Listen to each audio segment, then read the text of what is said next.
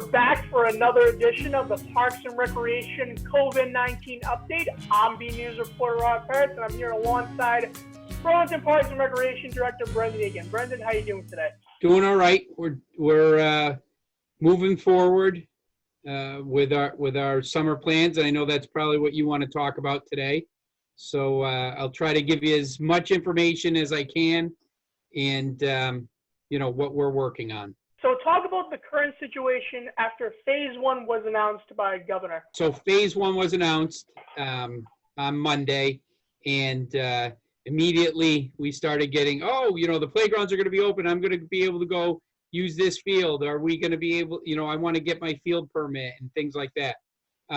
So we spent the last couple of days going through the guidance that the governor and lieutenant governor put out regarding the opening, and we have prepared what we're going to do here in Burlington based on those guidelines, and we will be releasing those tomorrow or on Thursday. So Thursday, May 21st, and just to be clear that playgrounds aren't open, so playground equipment isn't open.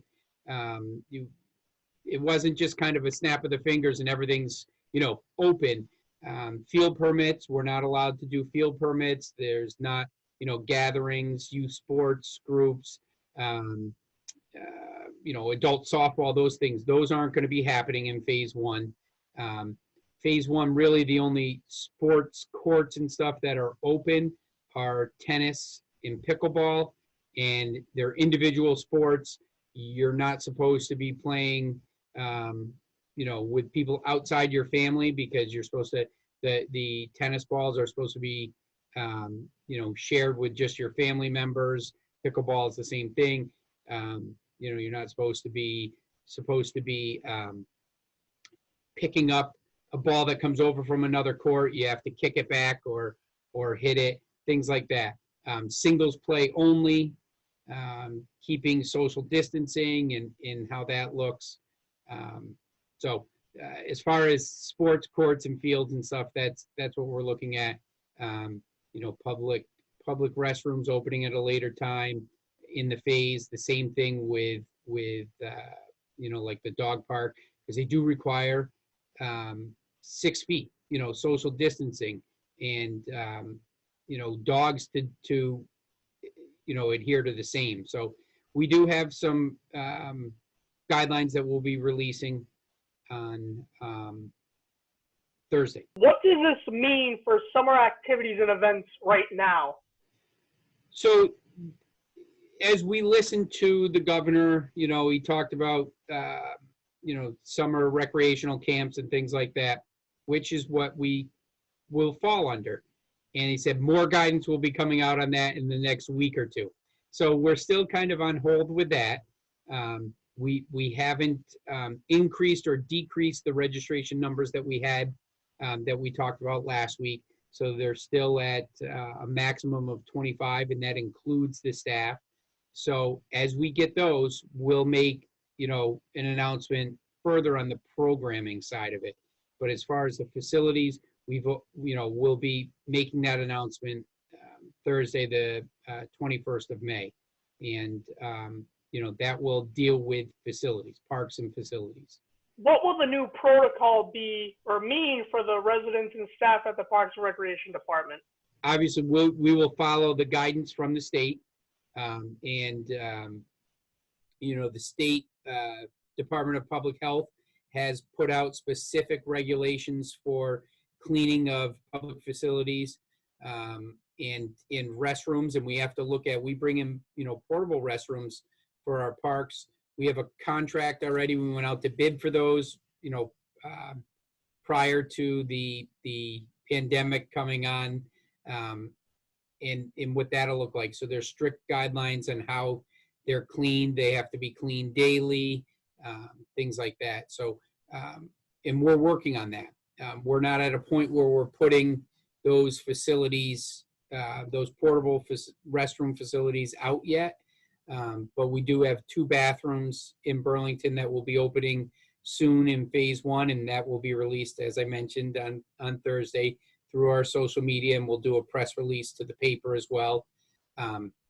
But you know, we have to go through those and make sure that we're able to, you know, clean them, that we have the supplies, and not only the PPEs for the staff to wear, which we do, but the cleaning supplies, and that they're ready to go.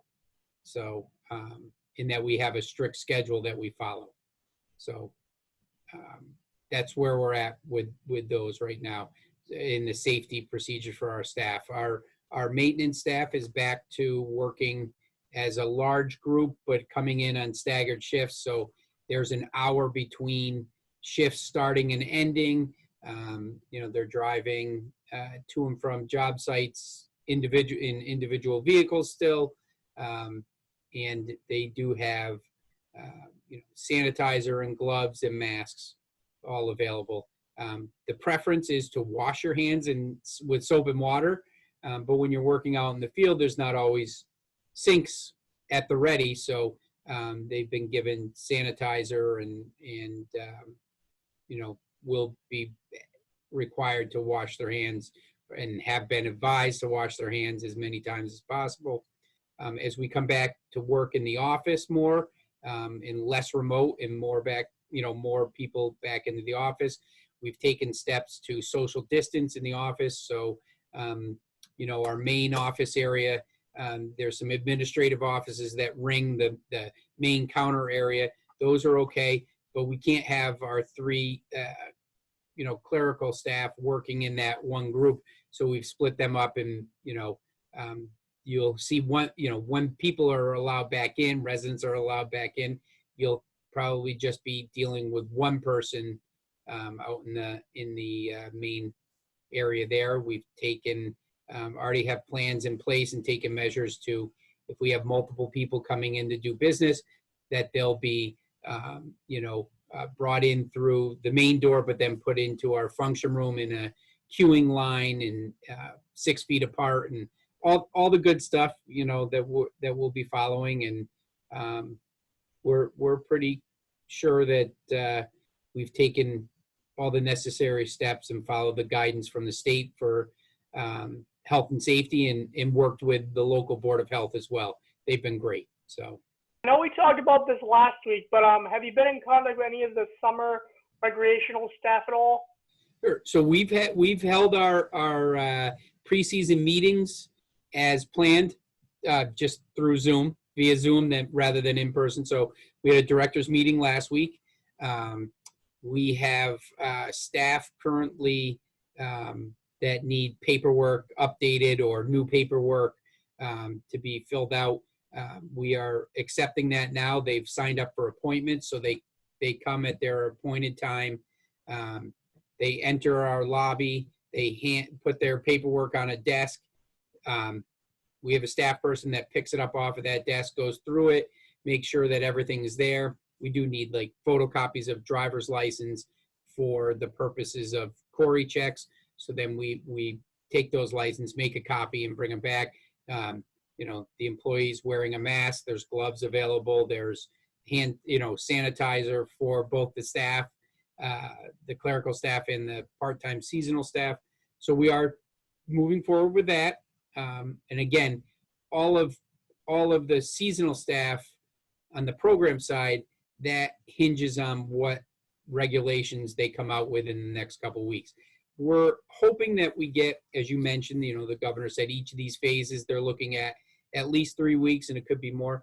We're hoping that people continue to follow health and safety precautions, and, you know, wear face protection during their times outdoors when they can't social distance, and that, you know, we can, I know we hear a lot of talk this week of flattening the curve, and that we are flattening it not only in Massachusetts, but across the country.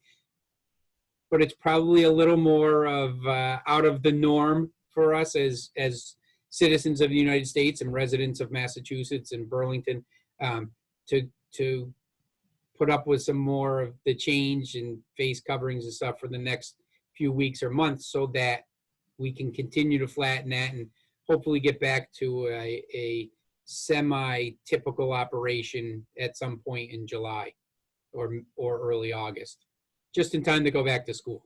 But, hopefully everyone gets to go back to school too and go back to typical learning in a classroom. I don't envy our educators and what they have to come up with for a plan for the fall. I know you mentioned this earlier in your answer. So according to Governor Baker, the majority of the phases will last 3 or more weeks. Yep. And will it affect any of the summer activities based on those guidelines? Yeah. So if we feel like some of the rumblings that we're hearing, or rumors, if you want to call them that, on summer camp guidelines and how they'll operate.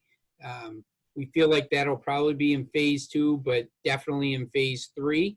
And, we're waiting for those to be released so that we have a better idea. But, if it's in phase 2 or phase 3, we feel confident that we'll be able to operate, that we've taken the appropriate steps to limit our numbers.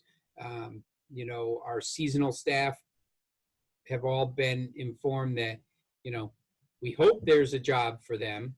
But, the guidance that we get from the state will determine how many people we can have, what programs will actually be able to operate and what won't. We've taken the steps and prepared here as a staff for those. And we have, contingency plans in place.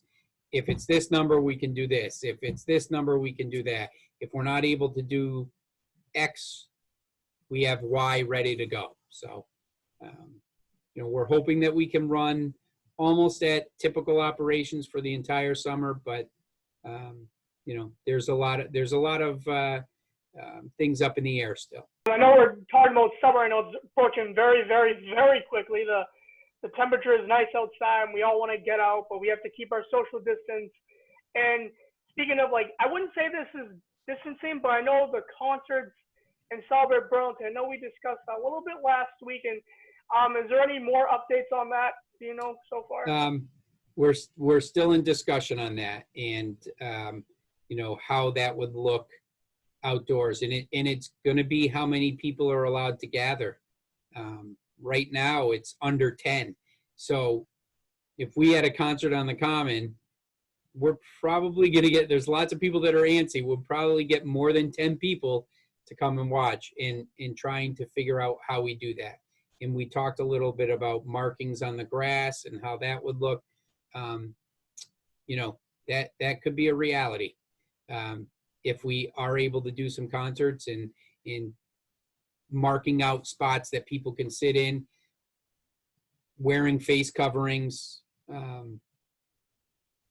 those are all there. I wish I could let out more information, but we're working on it. I'll just say that. Lastly, what do you hope the outcome will be in the near future? Well, I know there's lots of things that we're missing. We're missing, youth sports. We're missing, social gatherings, entertainment gatherings. We're missing interaction with our friends, classmates. So, as we work through this and the curve continues to flatten, I hope that people are able to get back to typical, operations and typical social interactions and things. But, hope that people, learn from our last 2 months and prepare that if it happens again, or we get a spike in the fall and we have to go back into some of these take more of these precautionary measures, that they're a little more, that they're prepared for it, and that they've learned something as well.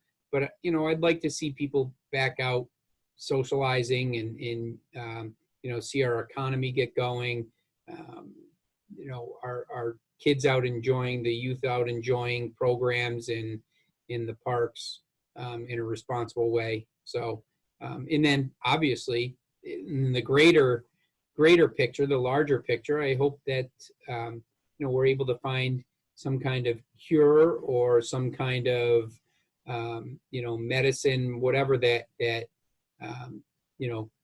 lessens the symptoms for people, and whether there's a vaccine or just a cure to take it when if you contract it, COVID-19, that works. So I know there's a lot of promising things out there, and we have to do our due diligence as a society to make sure that we don't rush to something because it looks good in the short term, that there's not side effects and stuff. But well, Brendan, those are actually all the questions I have here. Is there anything else you want to add? Nope. So just remind people that we are going with the state's guidance on opening facilities and parks and things. That doesn't mean everything's open.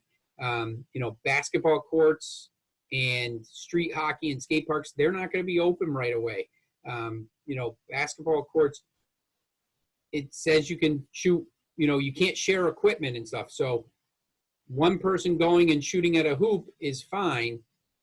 But once that person leaves and then a group comes and wants to play, those organized and pickup sports, those aren't allowed in the current phase. So it's a little bit longer of a wait for that type of stuff. But, it's not because we don't want to see people out enjoying the nice weather and in the facilities that the residents of Burlington have. It's that, we want people to remain safe. You can see over I think it's my left shoulder, right? Or my right shoulder, maybe left on the camera. We do have some social distancing or physical distancing signs that will be going out. They'll be going out in all of our parks and facilities. We will be making an announcement on Thursday of what will be opening and how they'll be opening. And we are looking at that will go out on social media, but we'll also put it out in a press release to the paper as well. So keep an eye out for those signs. And they're just reminders, following CDC guidelines for washing your hands. Make sure you bring a mask when you go to a park to walk. That you wash your hands before and after. If you're not feeling well, stay home. Or if you don't feel comfortable walking in a park where other people are, that we understand that. So, we ask that you stay home then as well, make your decision on that. And if you pull in and it seems like there's too many people walking and you don't feel comfortable, come back at a later time. And then we are going to be opening our community gardens as of June 1st. There's a whole new set of procedures for that based on COVID-19 and what is allowed, what is not allowed. So that will be releasing some garden information hopefully later today. Just have to make sure our packet is all together, and but those won't be opening until June 1st. I can say that. Well, Brendan, I really appreciate you coming on and giving the residents in the community a little bit of an update of what's going on at the Parks and Rec and what you guys are doing moving forward. Yeah, thank you for having us. I think I'm going to just put in a plug for the town of Burlington, employees and staff. I know there's a number of departments that have been working hard on, making sure the community is safe and that, residents are abiding by the governor's orders. And, we have first responders that are putting their lives on the line every time they answer a call, because you don't know what you're going into. Board of Health has been working great, so I'm fortunate to be a colleague of some really great people. So I just want to say that, our Recreation Commission has been very good throughout this whole process and understand that it's something new almost every day. And then, our town administration has been great in communicating with the staff. So, we're lucky. So, Burlington residents, you're really lucky in the community you live in. Not every community is like this. I have colleagues in other towns that, they're non-existent right now. So we're happy that our residents support us, but they should know too that they do have, departments that are working very hard throughout this whole process. And it's not easy. It's not what we, got up in March and thought we were going to work to do. So. Well, Brendan, thank you very much. I hope you have a great day and enjoy the nice weather. Thanks, Robert. You too. Have a good Memorial Day.